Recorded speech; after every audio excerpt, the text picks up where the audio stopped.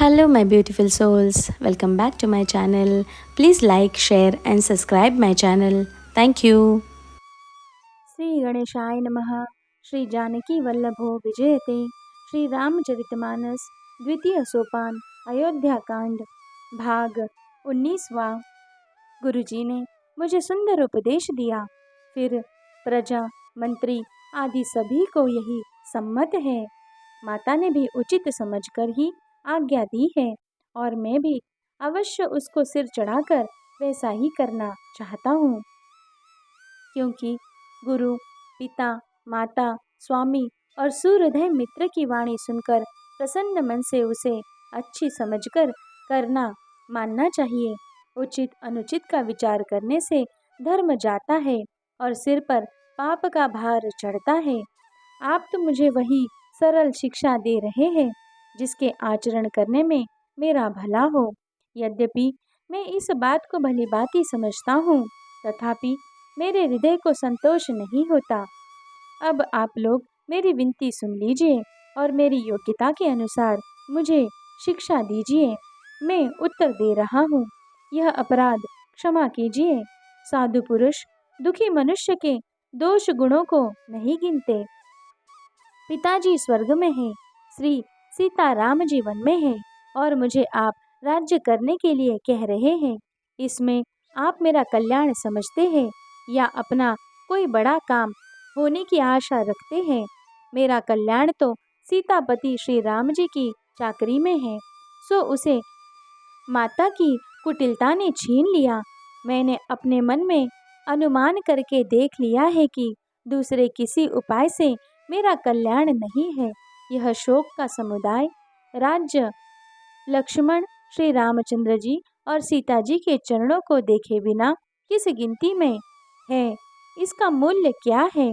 जैसे कपड़ों के बिना गहनों का बोझ व्यर्थ है, वैराग्य के बिना ब्रह्म विचार व्यर्थ है, रोगी शरीर के लिए नाना प्रकार के भोग व्यर्थ है, श्री हरि की भक्ति के बिना जप और योग व्यर्थ है, जीवन के बिना सुंदर देह व्यर्थ है, वैसे ही श्री रघुनाथ जी के बिना मेरा सब कुछ कार्य व्यर्थ है। मुझे आज्ञा दीजिए, मैं श्री राम जी के पास जाऊं। एक ही आंक निश्चय पूर्वक मेरा हित इसमें है और मुझे राजा बनाकर आप अपना भला चाहते हैं। यह भी आप स्नेह की जड़ता मोह के वश होकर ही कह रहे हैं। कैकेयी के पुत्र, कुटिल बुद्धि, राम विमुख और निर्लज मुझसे अधम के राज्य से आप मोह के वश होकर ही सुख चाहते हैं। मैं सत्य कहता हूँ, आप सब सुनकर विश्वास करें। धर्मशील को ही राजा होना चाहिए। आप मुझे हट करके जो ही राज्य देंगे, त्यों ही पृथ्वी पाताल में धस जाएगी। मेरे समान पापों का घर कौन होगा, जिसके कारण सीता जी और श्री राम जी का वनवास हुआ। राजा ने श्री राम जी को वन दिया और उनके बिछुड़ते ही स्वयं स्वर्ग को गमन किया, और मैं दुष्ट जो सारे अनर्थों का कारण हूँ, होश हवास में बैठा सब बातें सुन रहा हूँ। श्री रघुनाथ जी से रहित घर को देखकर और जगत का उपहास सहकर भी ये प्राण बने हुए हैं। इसका यही कारण है कि ये प्राण श्री राम रूपी पवित्र विषय रस में आसक्त नहीं है। ये लालची भूमि और भोगों के ही भूखे हैं। मैं अपने हृदय की कठोरता का कहाँ तक कहूँ, जिसने वज्र का भी तिरस्कार करके बड़ाई पाई है। कारण से कार्य कठिन होता ही है, इसमें मेरा दोष नहीं। हड्डी से वज्र और पत्थर से लोहा भयानक और कठोर होता है। कैकेयी से उत्पन्न देह में प्रेम करने वाले ये पामर प्राण भरपेट पूरी तरह से अभागे हैं। जब प्रिय के वियोग में भी मुझे प्राण प्रिय लग रहे हैं, तब अभी आगे मैं और कुछ भी बहुत कुछ देखूं सुनूंगा।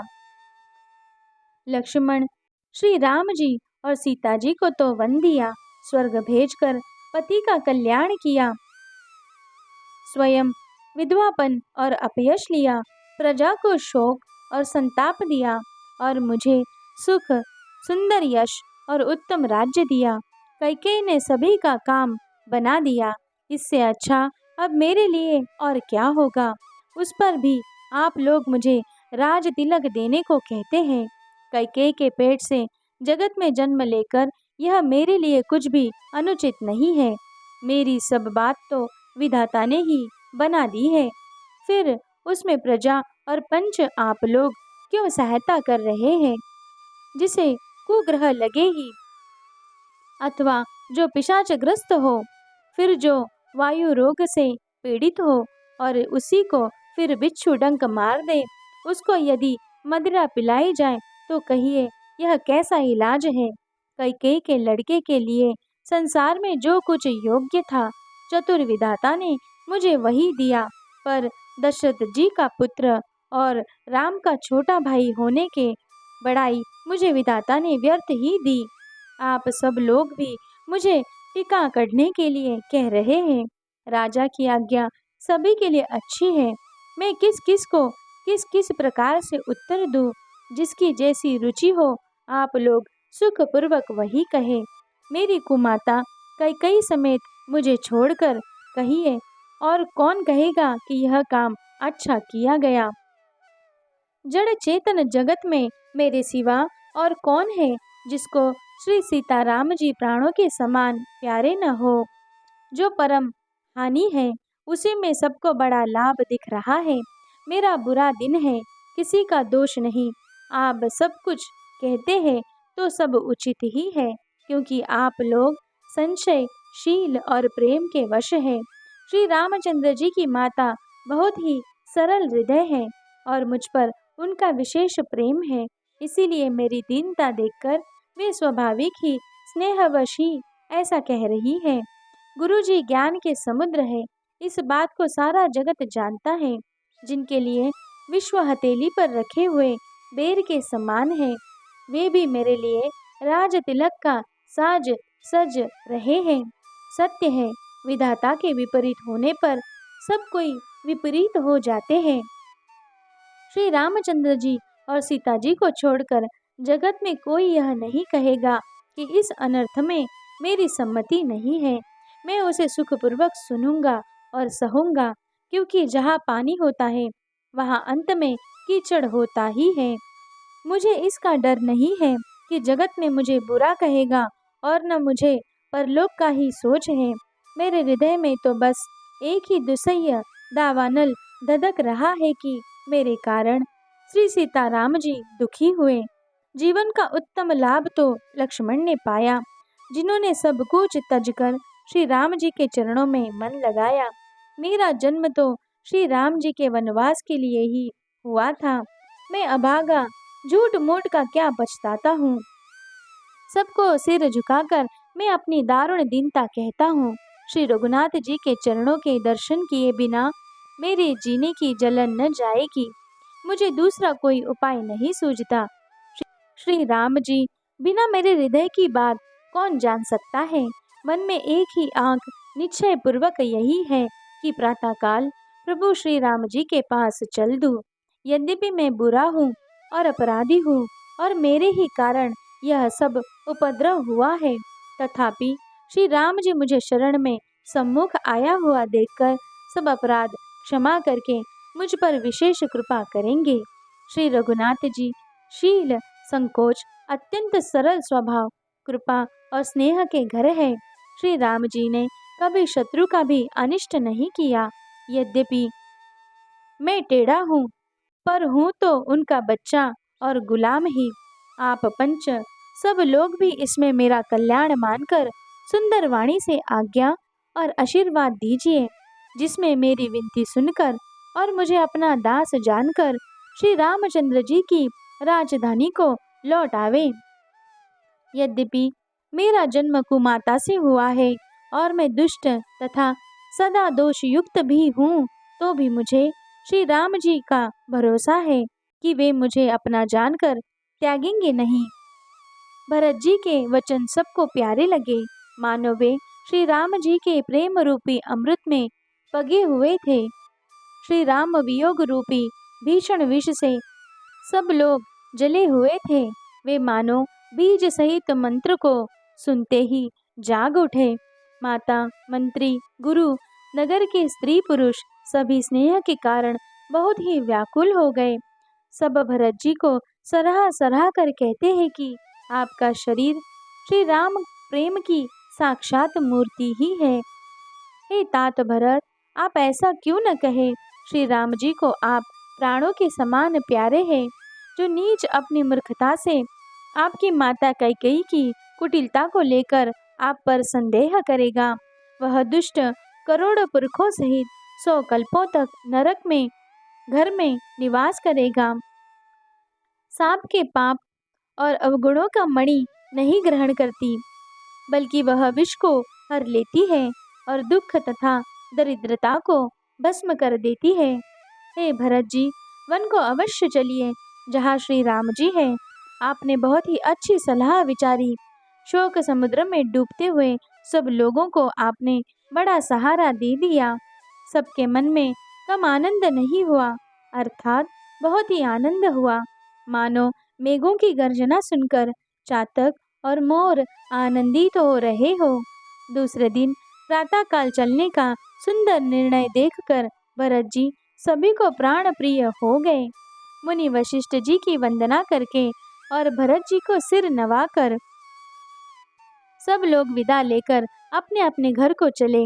जगत में भरत जी का जीवन धन्य है, इस प्रकार कहते हुए उनके शील और स्नेह की सराहना करते जाते हैं।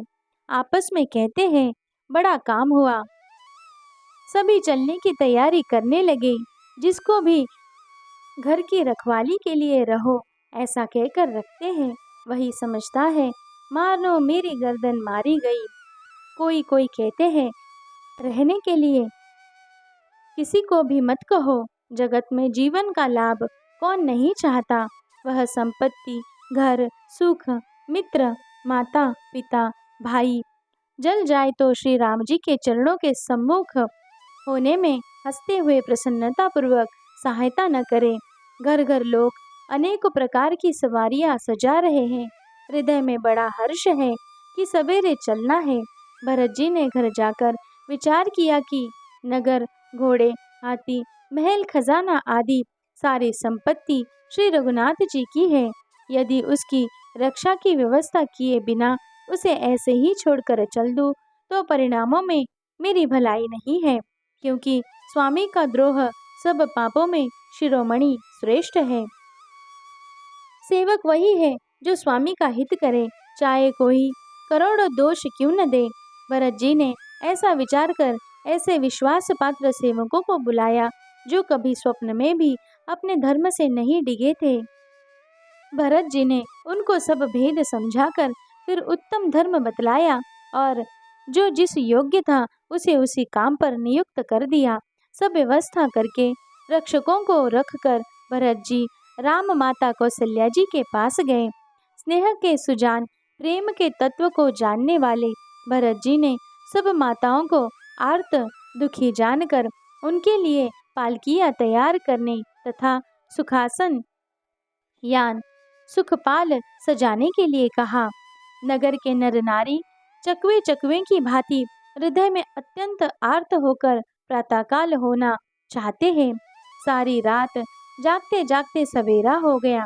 तब भरत जी ने चतुर मंत्रियों को बुलवाया और कहा, तिलक का सब सामान ले चलो। वन में वही मुनि वशिष्ठ जी श्री रामचंद्र जी को राज्य देंगे, जल्दी चलो। यह सुनकर मंत्रियों ने वंदना की और तुरंत घोड़े, रथ और हाथी सजवा दिए। सबसे पहले मुनिराज वशिष्ठ जी अरुंधति और अग्निहोत्र की सब सामग्री सहित रथ पर सवार होकर चले। फिर ब्राह्मणों के समूह जो सब के सब तपस्या और तेज के भंडार थे, अनेकों सवारियों पर चढ़कर चले। नगर के सब लोग रथों को सजा सजा कर चित्रकूट को चल पड़े, जिनका वर्णन नहीं हो सकता। ऐसी सुंदर पालकियों पर चढ़ चढ़कर सब रानियां चली। विश्वास पात्र सेवकों को नगर सौंपकर और सबको आदर पूर्वक रवाना करके तब श्री सीताराम जी के चरणों को स्मरण करके भरत शत्रुघ्न दोनों भाई चले। श्री राम जी के दर्शन वश में हुए। दर्शन की अन्य ना लालसा से सब नर नारी ऐसे चलो मानो प्यासे हाथी हाथिनी जल को तककर बड़ी तेजी से बावले से हुए जा रहे हैं। श्री सीताराम जी सब सुखों को छोड़कर वन में हैं। मन में ऐसा विचार करके छोटे भाई शत्रुघ्न जी सहित भरत जी पैदल ही चले जा रहे हैं। उनका स्नेह देखकर लोग प्रेम में मग्न हो गए और सब घोड़े, हाथी, रथों को छोड़कर उनसे उतरकर पैदल चलने लगे। तब श्री रामचंद्र जी की माता कौशल्या जी भरत जी के पास जाकर और अपनी पालकी उनके समीप खड़ी करके कोमल वाणी से बोली, हे बेटा, माता बलैया लेती है, तुम रथ पर चढ़ जाओ, नहीं तो सारा प्यारा परिवार दुखी हो जाएगा। तुम्हारे पैदल चलने से सभी लोग पैदल चलेंगे। शोक के मारे सब दुबले हो रहे हैं। पैदल रास्ते के पैदल चलने के योग्य नहीं है। माता की आज्ञा को सिर चढ़ाकर और उनके चरणों में सिर नवाकर दोनों भाई रथ पर चढ़कर चलने लगे। पहले दिन तमसा पर वास मुक्काम करके दूसरा मुकाम गोमती के तीर पर किया। कोई दूध ही पीते, कोई फलाहार करते और कुछ लोग रात को एक ही बार भोजन करते हैं। भूषण और भोग विलास को छोड़कर सब लोग श्री रामचंद्र जी के लिए नियम और व्रत करते हैं। रात भर सई नदी के तीर पर निवास करके सवेरे वहां से चल दिए और सब श्रृंगवेरपुर के समीप जा पहुँचे। निषाद राज ने सब समाचार सुने तो वह दुखी होकर हृदय में विचार करने लगा, क्या कारण है जो भरत वन को जा रहे हैं? मन में कुछ कपट भाव अवश्य है। यदि मन में कुटिलता न होती तो साथ में सेना क्यों ले चले? समझते हैं कि छोटे भाई लक्ष्मण सहित श्री राम को मारकर सुख से निष्कंटक राज्य करूंगा। भरत ने हृदय में राजनीति को स्थान नहीं दिया, राजनीति का विचार नहीं किया। तब पहले तो कलंक ही लगा था, अब तो जीवन से ही हाथ धोना पड़ेगा। संपूर्ण देवता और दैत्यवीर जुट जाएं तो भी श्री राम जी को रण में जीतने वाला कोई नहीं है। भरत जो ऐसा कर रहे हैं इसमें आश्चर्य ही क्या है? विष की बेल में अमृत फल कभी नहीं फलती।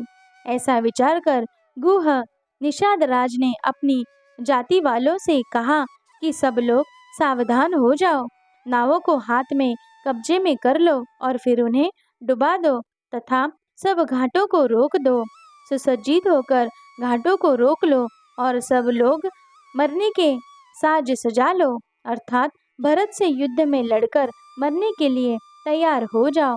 मैं भरत से सामने मैदान में लोहा दूंगा, मुठभेड़ करूंगा और जीते जी उन्हें गंगा पर न उतरने दूंगा।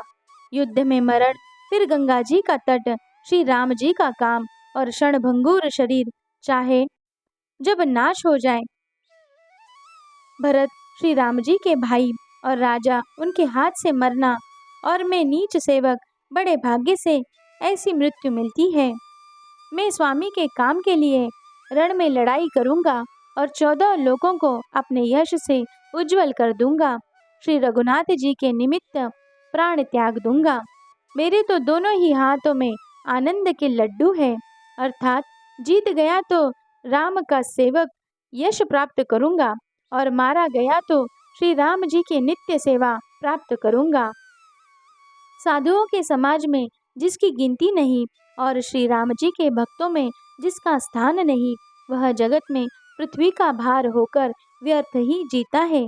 वह माता के यौवन रूपी वृक्ष के काटने के लिए कुल्हाड़ मात्र है। इस प्रकार श्री राम जी के लिए प्राण समर्पण निश्चय करके निषाद राज विषाद से रहित हो गया और सब उसका बढ़ाकर तथा श्री रामचंद्र जी का स्मरण करके उसने तुरंत ही तरकस, धनुष और कवच मांगा। उसने कहा, हे भाइयों, जल्दी करो और सब सामान सजाओ। मेरी आज्ञा सुनकर कोई मन में कायरता न लावे। सब हर्ष के साथ बोल उठे, हे नाथ, बहुत अच्छा। और आप में से एक दूसरे का जोश बढ़ाने लगे। निषाद राज को जोहर कर करके सब निषाद चले। सभी बड़े शूरवीर हैं और संग्राम में लड़ना उन्हें बहुत अच्छा लगता है। श्री रामचंद्र जी के चरण कमलों की ज्योतियों का स्मरण करके उन्होंने भातियां छोटे छोटे तरकस बांधकर धनुहियों छोटे छोटे धनुष्य पर प्रत्यंचा चढ़ाई। कवच पहनकर सिर पर लोहे का टोप रखते हैं और फरसे भाले तथा बर्छों को सीधा कर रहे हैं, सुधार रहे हैं। कोई तलवार के वार रोकने में अत्यंत ही कुशल है। वे ऐसे उमंग में भरे हैं मानो धरती छोड़कर आकाश में कूद उछल रहे हो। अपना अपना साज समाज लड़ाई का सामान और दल बनाकर उन्होंने जाकर निषाद राज गुह को जोहार की। निषाद राज ने सुंदर योद्धाओं को देखकर सबको सुयोग्य जाना और नाम ले लेकर सबका सम्मान किया। उसने कहा, हे भाइयों, धोखा न लाना, अर्थात मरने से न घबराना। आज मेरा बड़ा भारी काम है। यह सुनकर सब योद्धा बड़े जोश के साथ बोल उठे, हे वीर, अधीर मत हो। हे नाथ, श्री रामचंद्र जी के प्रताप से और आपके बल से हम लोग भरत की सेना को बिना वीर और बिना घोड़े को ही कर देंगे। एक एक वीर और एक एक घोड़े को मार डालेंगे। जीते जी पीछे पाँव न रखेंगे। पृथ्वी को रुंड मुंडमयी कर देंगे। सिरों और धड़ों से छा देंगे। निषाद राज ने वीरों का बढ़िया दल देखकर कहा, जुझाऊं, लड़ाई का ढोल बजाओ। इतना कहते ही बाई और झींक हुई। शकुन विचारने वालों ने कहा कि खेत सुंदर है, जीत होगी। एक बूढ़े ने शकुन विचार कर कहा, भरत से मिल लीजिए, उनसे लड़ाई नहीं होगी। भरत श्री रामचंद्र जी को मनाने जा रहे हैं। शकुन ऐसा कह रहा है कि विरोध नहीं है। यह सुनकर निषाद राज गुह ने कहा, बूढ़ा ठीक कह रहा है। जल्दी में बिना विचारे कोई काम करके मूर्ख लोग पछताते हैं। भरत जी का शील स्वभाव बिना समझे और बिना जाने युद्ध करने में हित की बहुत बड़ी हानि है। अतएव हे वीरों, तुम लोग इकट्ठे होकर सब घाटों को रोक लो। मैं जाकर भरत जी से मिलकर उनका भेद लेता हूँ। उनका भाव मित्र का है या शत्रु का या उदासीनता का, यह जानकर तब आकर वैसा उसी के अनुसार प्रबंध करूँगा। उनके सुंदर स्वभाव से मैं उनके स्नेह को पहचान लूँगा। वैर और प्रेम छिपने में से नहीं छिपते। ऐसा कहकर वह भेंट का सामान सजाने लगा। उसने कंद, मूल, फल, पक्षी और हिरन मंगवाए। कहार लोग पुरानी और मोटी पहिना नामक मछलियों के भार भर भर कर लाए। भेंटों का सामान सजाकर मिलने के लिए चले तो मंगलदायक शुभ शकुन होने लगे। निषाद राज ने मुनिराज वशिष्ठ जी को देखकर अपना नाम बतलाकर दूरी से दंडवत प्रणाम किया। मुनीश्वर वशिष्ठ जी ने उनको राम का प्यारा जानकर आशीर्वाद दिया और भरत जी को समझाकर कहा कि यह श्री राम जी का मित्र है, यह श्री राम का मित्र है। इतना सुनते ही भरत जी ने रथ त्याग दिया। वे रथ से उतरकर प्रेम में उमंगते हुए चले। निषाद राज ने गुहा ने अपना गांव, जाति और नाम सुनाकर पृथ्वी पर माथा टेककर जोहार की। दंडवत करते देखकर भरत जी ने उठाकर उसको छाती से लगा लिया। हृदय में प्रेम समाता नहीं है, मानो स्वयं लक्ष्मण जी से भेंट हो गई हो। भरत जी गुह को अत्यंत प्रेम से गले लगा रहे हैं। प्रेम की रीति को सब लोग सिहा रहे हैं, ईर्ष्या पूर्वक प्रशंसा कर रहे हैं। मंगल की मूल धन्य धन्य की ध्वनि करके देवता उसकी सराहना करते हुए फूल बरसा रहे हैं। वे कहते हैं, जो लोक और वेद दोनों में सब प्रकार से नीचा माना जाता है, जिसकी छाया के छू जाने से भी स्नान करना होता है, उसी निषाद से आंकवार भरत कर हृदय से चिपकाकर श्री रामचंद्र जी के छोटे भाई भरत जी आनंद और प्रेमवश शरीर में पुलकावली से परिपूर्ण हो मिल रहे हैं। जो लोग राम राम कहकर जम्बाई लेते हैं, अर्थात आलस्य से भी जिनके मुंह से राम नाम का उच्चारण होता है, पापों के समूह कोई भी पाप उनके सामने नहीं आते। फिर इस गुह को तो स्वयं श्री रामचंद्र जी ने हृदय से लगा लिया और कुल समेत इसे जगत पावन, जगत को पवित्र करने वाला बना दिया। कर्मनाशा नदी का जल गंगा जी में पड़ जाता है, मिल जाता है, तब कहिए उसे कौन सिर पर धारण नहीं करता। जगत जानता है कि उल्टा नाम मरा मरा जपते जपते वाल्मीकि जी ब्रह्म के समान हो गए। मूर्ख और पामर चांडाल, शबर, खस, यवन, कोल और किरात भी राम नाम कहते ही परम पवित्र और त्रिभुवन में विख्यात हो जाते हैं।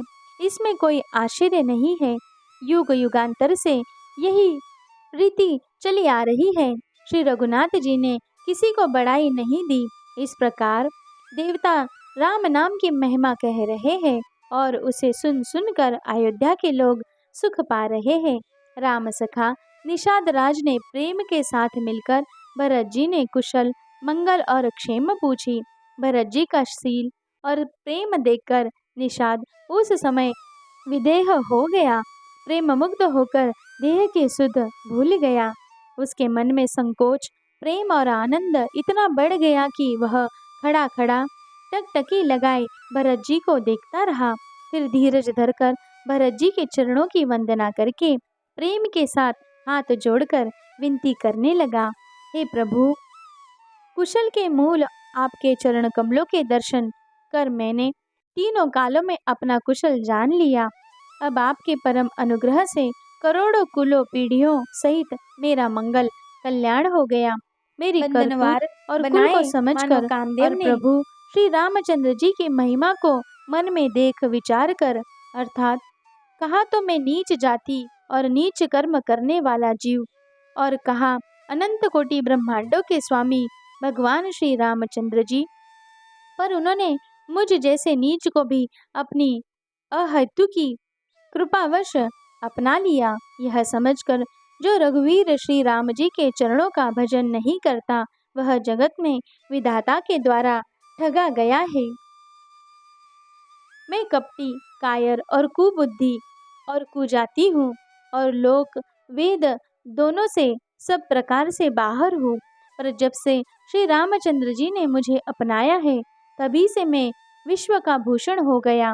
निषाद राज की प्रीति को देखकर और सुंदर विनय सुनकर फिर भरत जी के छोटे भाई शत्रुघ्न जी उनसे मिले।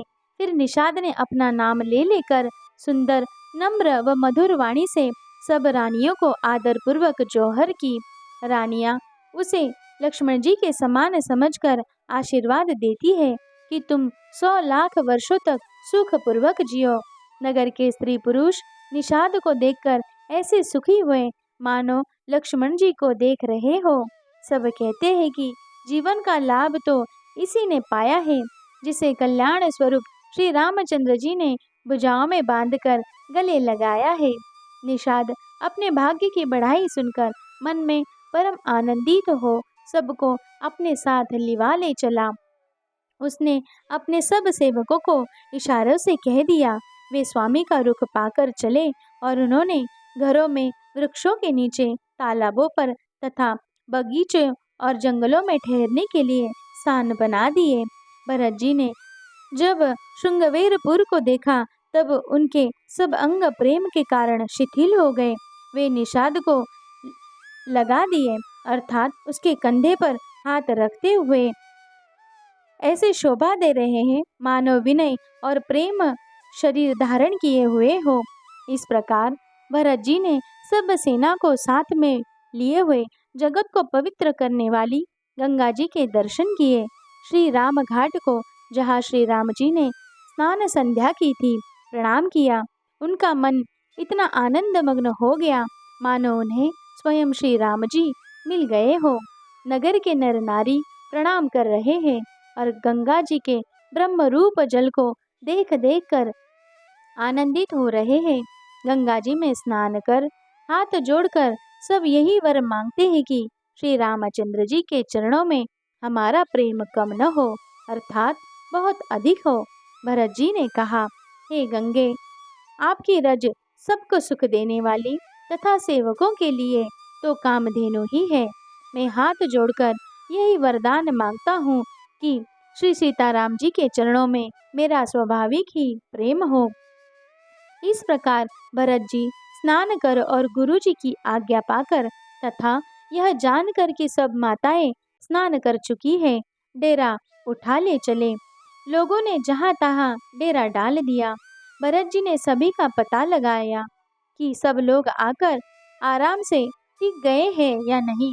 फिर देव पूजन करके आज्ञा पाकर दोनों भाई श्री रामचंद्र जी की माता कौशल्या जी के पास गए।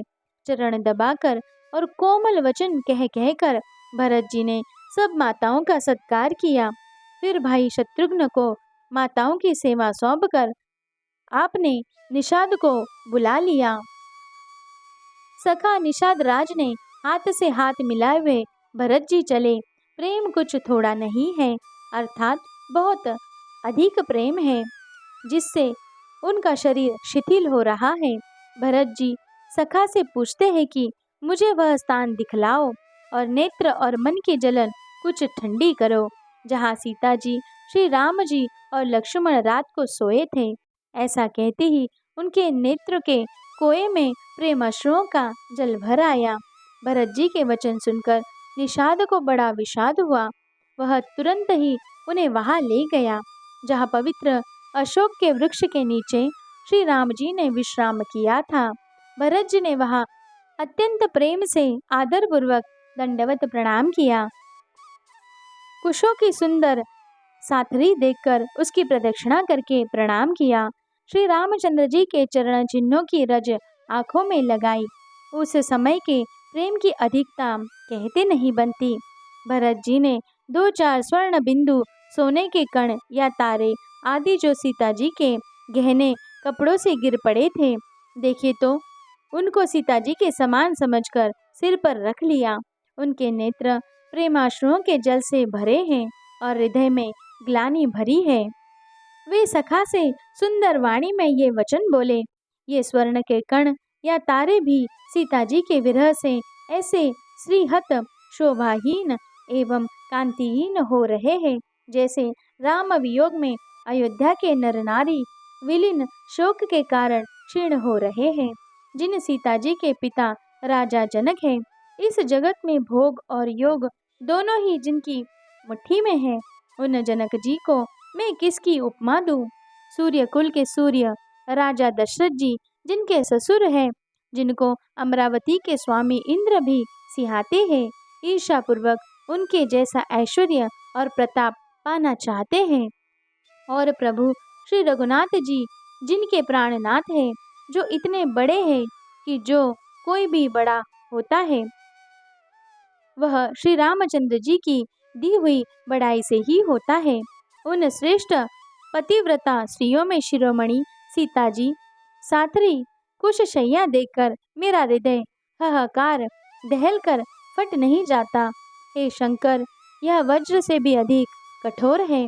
मेरे छोटे भाई लक्ष्मण बहुत ही सुंदर और प्यार करने योग्य है। ऐसे भाई न तो किसी के हुए, न है, न होने के हुई है।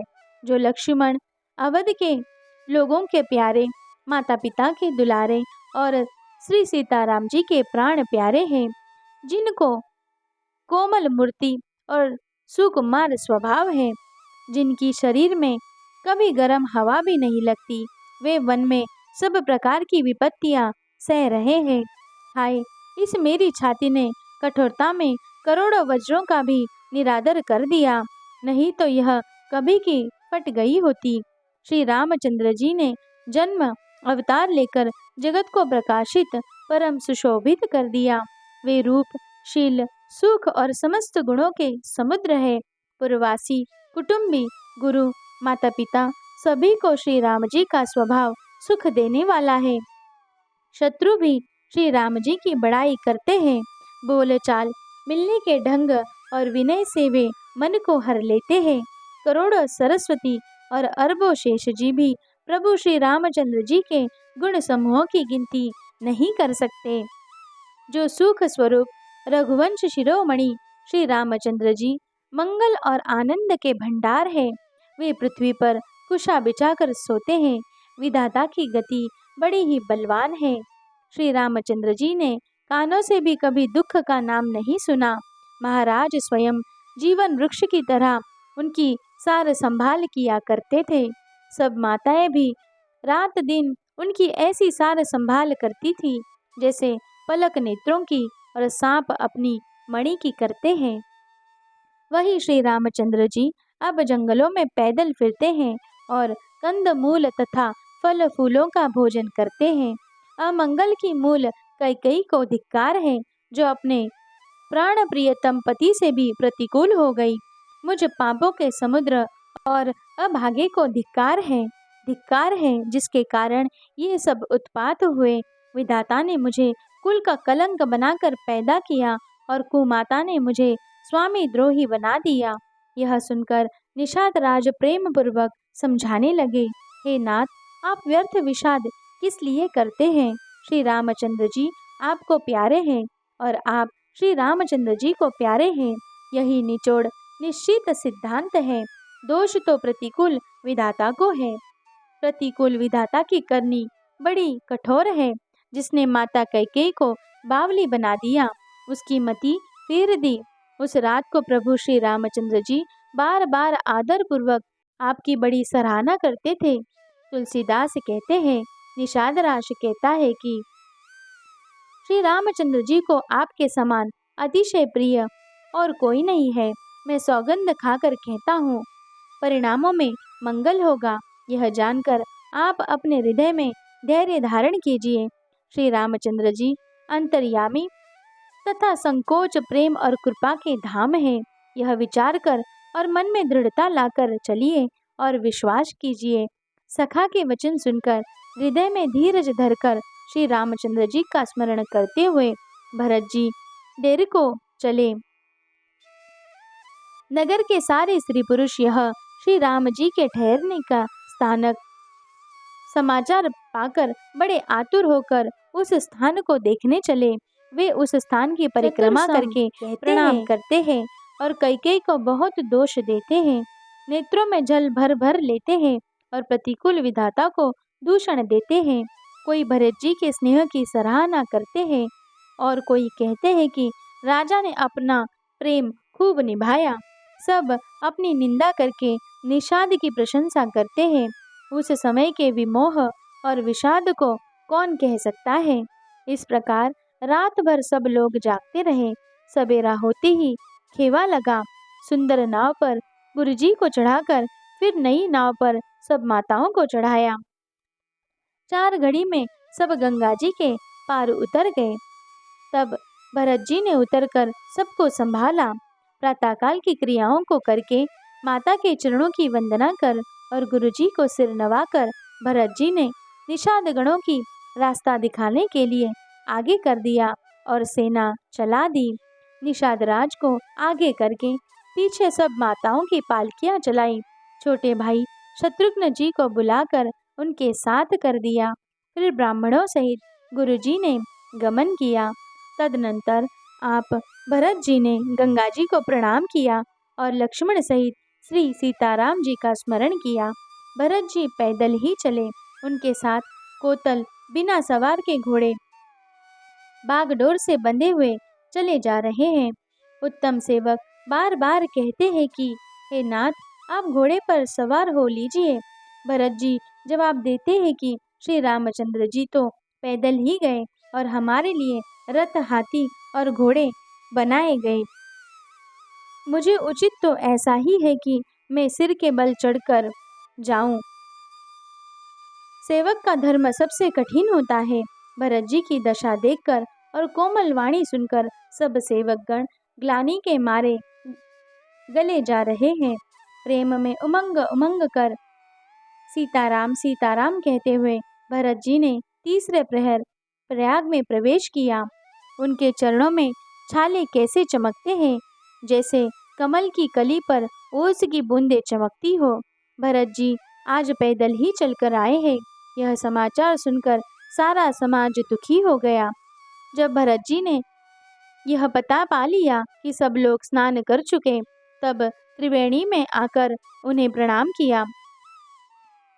फिर विधिपूर्वक गंगा यमुना के श्वेत और श्याम जल में स्नान किया और दान देकर ब्राह्मणों का सम्मान किया। श्याम और सफ़ेद यमुना जी और गंगा जी लहरों को देखकर भरत जी का शरीर पुलकित हो उठा और उन्होंने हाथ जोड़कर कहा, हे तीर्थराज, आप समस्त कामनाओं को पूर्ण करने वाले हैं। आपका स्वभाव वेदों में प्रसिद्ध और संसार में प्रकट है।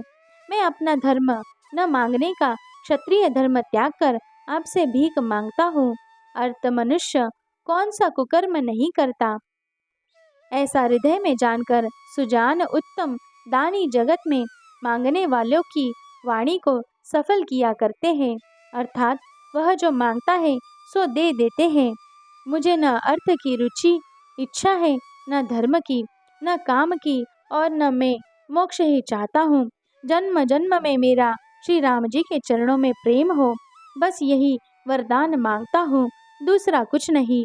स्वयं श्री रामचंद्र जी भी भले ही मुझे कुटिल समझे और लोग मुझे गुरुद्रोही तथा स्वामी द्रोही भले ही कहे, पर श्री सीताराम जी के चरणों में मेरा प्रेम आप ही की कृपा से दिन दिन बढ़ता ही रहे। मेघ चाहे जन्म भर चातक की सुधि भुला दे और जल मांगने पर वह चाहे वज्र और पत्थर ओले ही गिरावे, पर चातक की रटन घटने से तो उसकी बात ही घट जाएगी, प्रतिष्ठा ही नष्ट हो जाएगी। उसकी तो प्रेम बढ़ने में ही सब तरह से भलाई है। जैसे तपाने से सोने पर अब चमक आ जाती है, वैसे ही प्रियतम के चरणों में प्रेम का नियम निभाने से प्रेमी सेवक का गौरव बढ़ जाता है। भरत जी के वचन सुनकर बीच त्रिवेणी में सुंदर मंगल देने वाली कोमल वाणी हुई, हे तात भरत, तुम सब प्रकार से साधु हो। श्री रामचंद्र जी के चरणों में तुम्हारा अथाह प्रेम है। तुम व्यर्थ में ही मन में ग्लानि कर रहे हो। श्री रामचंद्र को तुम्हारे समान प्रिय कोई नहीं है। त्रिवेणी जी के अनुकूल वचन सुनकर भरत जी का शरीर पुलकित हो गया, हृदय में हर्ष छा गया। भरत जी धन्य है कहकर देवता हर्षित होकर फूल बरसाने लगे। तीर्थराज प्रयाग में रहने वाले वानप्रस्थ, ब्रह्मचारी, गृहस्थ और उदासीन सन्यासी सब बहुत ही आनंदित हैं और 10-5 मिलकर आपस में ही कहते हैं कि भरत जी का प्रेम और शील पवित्र और सच्चा है। श्री रामचंद्र जी के सुंदर गुण समूहों को सुनते हुए वे मुनि श्रेष्ठ भरद्वाज जी के पास आए। मुनि ने भरत जी को दंडवत प्रणाम करते देखा और उन्हें अपना मूर्तिमान सौभाग्य समझा। उन्होंने दौड़कर भरत जी को उठाकर हृदय से लगा लिया और आशीर्वाद देकर कृतार्थ किया। मुनि ने उन्हें आसन दिया। वे सिर नवाकर इस तरह बैठे मानो भागकर संकोच के घर में घुस जाना चाहते हैं। उनके मन में यह बड़ा सोच है कि मुनि कुछ पूछेंगे तो मैं क्या उत्तर दूंगा। भरत जी के शील और संकोच को देखकर ऋषि बोले, भरत सुनो, हम सब खबर पा चुके हैं। विधाता के कर्तव्य पर कुछ वश नहीं चलता। माता की करतूतों को समझकर याद करके तुम हृदय में ग्लानि मत करो। हे तात, कैकेयी का कोई दोष नहीं है, उसकी बुद्धि तो सरस्वती बिगाड़ गई थी। यह कहते भी कोई भला न कहेगा, क्योंकि लोक और वेद दोनों ही विद्वानों को मान्य है। किंतु हे तात, तुम्हारा निर्मल यश गाकर तो लोक और वेद दोनों बड़ाई पावेंगे। यह लोक और वेद दोनों को मान्य है और सब यही कहते हैं कि पिता जिसको राज्य दे वही पाता है। राजा सत्यव्रती थे, तुमको बुलाकर राज्य देते तो सुख मिलता, धर्म रहता और बड़ाई होती। सारे अनर्थ की जड़ तो श्री रामचंद्र जी का वनगमन है, जिसे सुनकर समस्त संसार को पीड़ा हुई। वह श्री राम का वनगमन भी भावी वश हुआ। बेसमझ रानी तो भावी वश कुचल करके अंत में पछताई। उसमें भी तुम्हारा कोई तनिक सा भी अपराध कहे तो वह अधम, अज्ञानी और असाधु है। यदि तुम राज्य करते तो भी तुम्हें दोष न होता। सुनकर श्री रामचंद्र जी को भी संतोष ही होता। हे भरत, अब तो तुमने बहुत ही अच्छा किया। यही मत तुम्हारे लिए उचित था। श्री रामचंद्र जी के चरणों में प्रेम होना ही संसार में समस्त सुंदर मंगलों का मूल है। सो वह श्री रामचंद्र जी के चरणों का प्रेम तुम्हारा धन, जीवन और प्राण ही है। तुम्हारे समान बड़भागी कौन है? हे तात, तुम्हारे लिए यह आश्चर्य की बात नहीं है, क्योंकि तुम दशरथ जी के पुत्र और श्री रामचंद्र जी के प्यारे भाई हो। हे भरत, सुनो, श्री रामचंद्र जी के मन में तुम्हारे समान प्रेम पात्र दूसरा कोई नहीं है।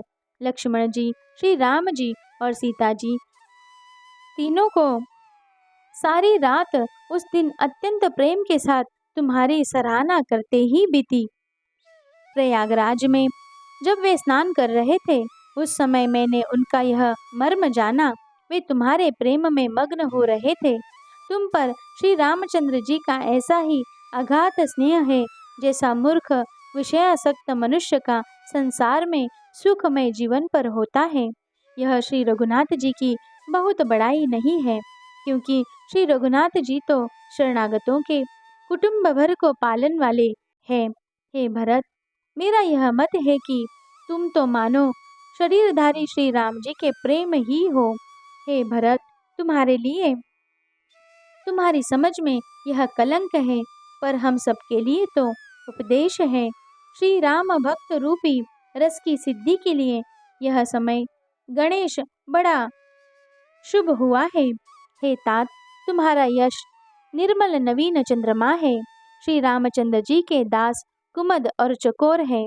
वह चंद्रमा तो प्रतिदिन अस्त होता और घटता है, जिससे कुमुद और चकोर को दुख होता है, परंतु यह तुम्हारा यश रूपी चंद्रमा सदा उदय रहेगा, कभी अस्त होगा ही नहीं। जगत रूपी आकाश में यह घटेगा नहीं, वर दिन दिन दुना होगा। त्रैलोक्य रूपी चकवा इस यश रूपी चंद्रमा पर अत्यंत प्रेम करेगा, और प्रभु श्री रामचंद्र जी का प्रताप रूपी सूर्य इसकी छवि को हरण नहीं करेगा। यह चंद्रमा रात दिन सदा सब किसी को सुख देने वाला है। कैकेयी का कुकर्म रूपी राहु इसे ग्रास नहीं करेगा। यह चंद्रमा श्री रामचंद्र जी के सुंदर प्रेम रूपी अमृत से पूर्ण है। यह गुरु के अपमान रूपी दोष से दूषित नहीं है। तुमने इस यश रूपी चंद्रमा की सृष्टि करके पृथ्वी पर भी अमृत को सुलभ कर दिया। अब श्री राम जी के भक्त इस अमृत से तृप्त हो ले। राजा भागीरथ गंगा जी को लाए, जिन गंगा जी का स्मरण ही संपूर्ण सुंदर मंगलों की खान है। दशरथ जी के गुण समूह का तो वर्णन नहीं किया जा सकता। अधिक क्या, जिनकी बराबरी का जगत में कोई नहीं है, जिनके प्रेम और संकोच शील के वश में होकर स्वयं सच्चिदानंद घन भगवान श्री राम आकर प्रकट हुए, जिन्हें श्री महादेव जी अपने हृदय के नेत्रों से कभी आगा कर नहीं देख पाए, अर्थात जिनका स्वरूप हृदय में देखते देखते शिवजी कभी तृप्त नहीं हुए, परंतु उनसे भी बढ़कर तुमने कीर्ति रूपी अनुपम चंद्रमा को उत्पन्न किया, जिसमें श्री राम प्रेम ही हिरण के चिन्ह के रूप में बसता है। हे तात, तुम व्यर्थ ही हृदय में ग्लानि कर रहे हो, पारस पाकर भी तुम दरिद्रता से डर रहे हो। हे भरत, सुनो, हम झूठ नहीं कहते, हम उदासीन हैं, किसी का पक्ष नहीं करते, तपस्वी हैं, किसी की मुंह देखी नहीं कहते, और वन में रहते हैं, किसी से कुछ प्रयोजन नहीं रखते। सब साधनाओं को उत्तम फल हमें लक्ष्मण जी, श्री राम जी और सीता जी का दर्शन प्राप्त हुआ। सीता लक्ष्मण सहित श्री राम दर्शन रूप उस महान फल का परम फल यह तुम्हारा दर्शन है। प्रयागराज समेत हमारा बड़ा भाग्य है। हे भरत, तुम धन्य हो, तुमने अपने यश से जगत को जीत लिया। ऐसा कहकर मुनि प्रेम में मग्न हो गए। भरद्वाज मुनि के वचन सुनकर सभासद हर्षित हो गए। साधु साधु कहकर सराहना करते हुए देवताओं ने फूल बरसाए। आकाश में और प्रयागराज में धन्य धन्य की ध्वनि सुन सुनकर भरत जी प्रेम में मग्न हो रहे हैं।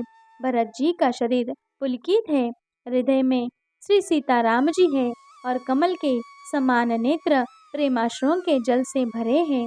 वे मुनियों की मंडली को प्रणाम करके गदगद वचन बोले, मुनियों का समाज है और फिर तीर्थराज है।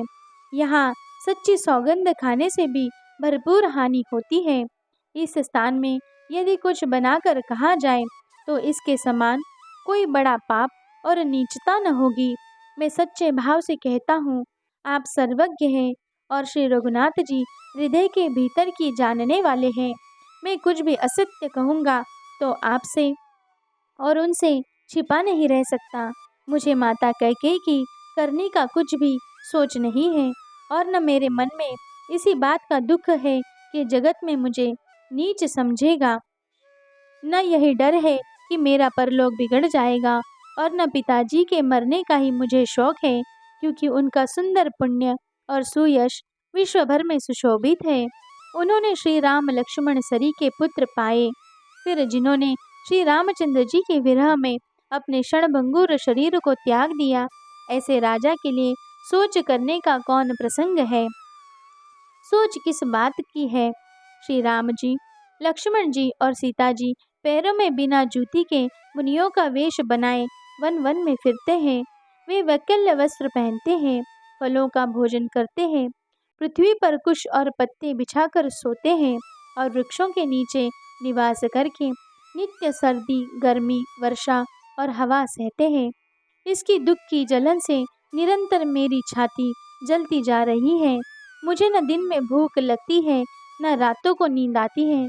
मैंने मन ही मन समस्त विश्व को खोज डाला, पर इस कुरोग की औषध कहीं नहीं है। माता का कुमत बुरा विचार पापों का मूल बढ़ाई है। उसने हमारे हित का बसूला बनाया, उससे कलह रूपी कुखाट का कुयंत्र बनाया और 14 वर्ष की अवधि रूपी कठिन कुमंत्र पढ़कर उस यंत्र को गाड़ दिया। यहाँ माता का कुविचार बढ़ाई है, भरत को राज्य बसूला है, राम का वनवास कुयंत्र है और 14 वर्ष की अवधि कुमंत्र है। मेरे लिए उसने यह सारा कुठाट बुरा साज रचा और सारे जगत को 12 बाट छिन्न भिन्न करके नष्ट कर डाला। यह कुयोग श्री रामचंद्र जी के लौट आने पर ही मिट सकता है और तभी अयोध्या बस सकती है, दूसरे किसी उपाय से नहीं। भरत जी के वचन सुनकर मुनि ने सुख पाया और सभी ने उनकी बहुत प्रकार से प्रशंसा की। मुनि ने कहा, हे तात, अधिक सोच मत करो, श्री रामचंद्र जी के चरणों का दर्शन करते ही सारा दुख मिट जाएगा। इस प्रकार मुनि श्रेष्ठ भरद्वाज जी ने उनका समाधान करके कहा, आप लोग हमारे प्रेम प्रिय अतिथि बनिए और कृपा करके कंद, मूल, फल फूल जो कुछ हम दे स्वीकार कीजिए।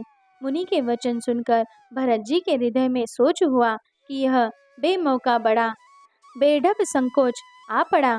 फिर गुरुजनों की वाणी को महत्वपूर्ण आदरणीय समझकर वह चरणों की वंदना करके हाथ जोड़कर बोले, हे नाथ, आपकी आज्ञा को सिर चढ़ाकर उसका पालन करना, यह हमारा परम धर्म है। भरत जी के ये वचन मुनि श्रेष्ठ के मन को अच्छे लगे।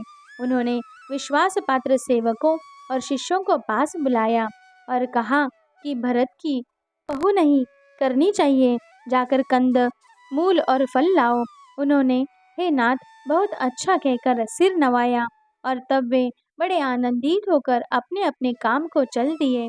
मुनि को चिंता हुई कि हमने बहुत बड़े मेहमान को न्योता है, अब जैसा देवता हो वैसा ही उसकी पूजा भी होनी चाहिए।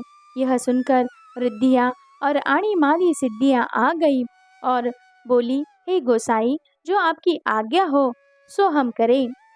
मुनिराज ने प्रसन्न होकर कहा, छोटे भाई शत्रुघ्न और समाज सहित भरत जी श्री रामचंद्र जी के विरह में व्याकुल हैं। इनकी पहुनाई अतिथि सत्कार करके इनके श्रम को दूर करो। रिद्धि सिद्धि ने मुनिराज की आज्ञा को सिर चढ़ाकर अपने को बड़भागिनी समझा।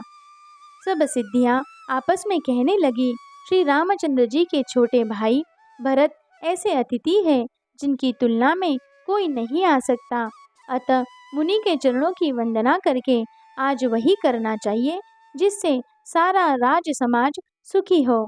ऐसा कहकर उन्होंने बहुत से सुंदर घर बनाए, जिन्हें देखकर विमान भी विलखते हैं, लजा जाते हैं। उन घरों में बहुत से भोग, इंद्रियों के विषय और ऐश्वर्य, ठाट बाट का सामान भरकर रख दिया, जिन्हें देखकर देवता भी ललचा गए। दासी दास सब प्रकार की सामग्री लिए हुए मन लगाकर उनके मन को देखते रहते हैं, अर्थात उनके मन की रुचि के अनुसार करते रहते हैं। जो सुख के सामान स्वर्ग में भी, स्वप्न में भी नहीं है, ऐसे सब सामान सिद्धियों ने पल भर में सज दिए। पहले तो उन्होंने सब किसी को जिसकी जैसी रुचि थी वैसे ही सुंदर सुखदायक निवास स्थान दिए, और फिर कुटुंब सहित भरत जी को दिए, क्योंकि ऋषि भरद्वाज जी ने ऐसी ही आज्ञा दे रखी थी। भरत जी चाहते थे कि उनके सब संगियों को आराम मिले, इसीलिए उनके मन की बात जानकर मुनि ने पहले उन लोगों को स्थान देकर पीछे सहपरिवार भरत जी को स्थान देने के लिए आज्ञा दी थी। मुनि श्रेष्ठ ने तपोबल से ब्रह्म को भी चकित कर देने वाला वैभव रच दिया। जब भरत जी ने मुनि के प्रभाव को देखा तो उसके सामने उन्हें इंद्र, वरुण, यम, कुबेर आदि सभी लोकपालों के लोक तुच्छ जान पड़े। सुख की सामग्री का वर्णन नहीं हो सकता, जिसे देखकर ज्ञानी लोग भी वैराग्य भूल जाते हैं।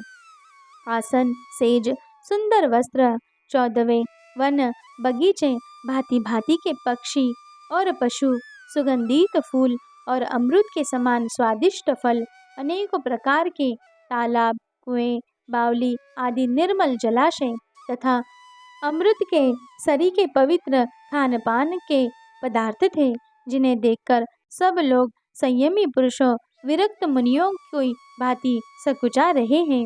सभी के डेरों में मनोवांछित वस्तु देने वाले कामधेनु और कल्पवृक्ष हैं, जिन्हें देखकर इंद्र और इंद्रायणी को भी अभिलाषा होती है, उनका भी मन ललचा जाता है। वसंत ऋतु है, शीतल मंद सुगंध 3 प्रकार की हवा बह रही है।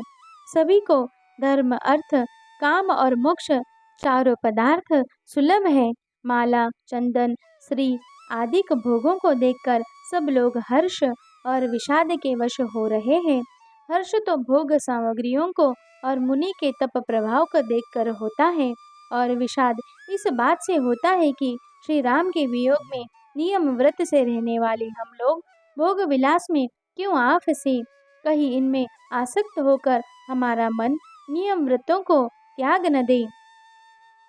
संपत्ति भोग विलास की सामग्री चकवी है और भरत जी चकवा है, और मुनि की आज्ञा खेल है, जिसने उस रात को आश्रम रूपी पिंजड़े में दोनों को बंद कर रखा है।